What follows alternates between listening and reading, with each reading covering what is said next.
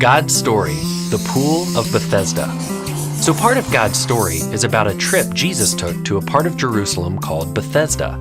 And it begins like this. Jesus was returning to Jerusalem to celebrate a big Jewish holiday.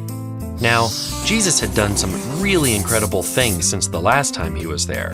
He turned water into wine, threw dishonest merchants out of God's temple, healed a young boy about to die, and taught lots of people about God.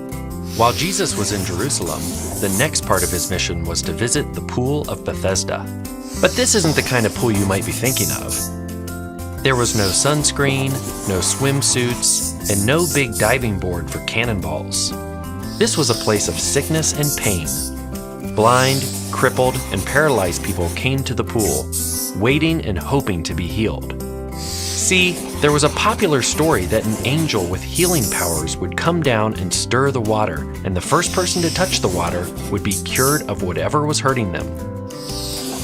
Some of the people had waited there for years, maybe even decades, hoping that one day they would be healed. Unfortunately, this story about the angel wasn't true.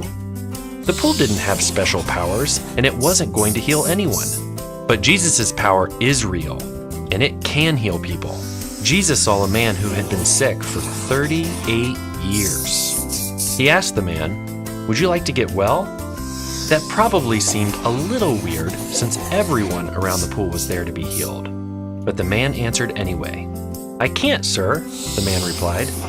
He had waited by the pool hoping to get healed, but because he couldn't walk, someone always made it to the pool before him. So he thought he could never be healed. But remember, the pool didn't have any power, so it wouldn't have healed him anyway. What the man didn't know was that he wouldn't have to wait for healing any longer. Jesus simply said, "Stand up, pick up your mat, and walk." And then the man did. Instantly, he was healed. Then Jesus left, disappearing into the crowd.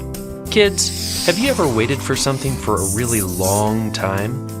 Later, Jesus found the man in the temple and told him, "Now you are well, so stop sinning, or something even worse may happen to you." Jesus didn't just want to heal the man's body. He wanted to heal his heart, because he loved him. And the coolest part? Even though we mess up and disobey God, Jesus loves us and wants to heal our hearts too. And that's the story of Jesus at the Pool of Bethesda. So in case you missed it, here's the quick version. Jesus went to Jerusalem. Jesus went to the Pool of Bethesda. Sick people gathered around the pool to be healed. A man had been waiting 38 years. Jesus healed him. Jesus told the man to stop sinning because he loved him. Jesus loves us too. And that's a part of God's story.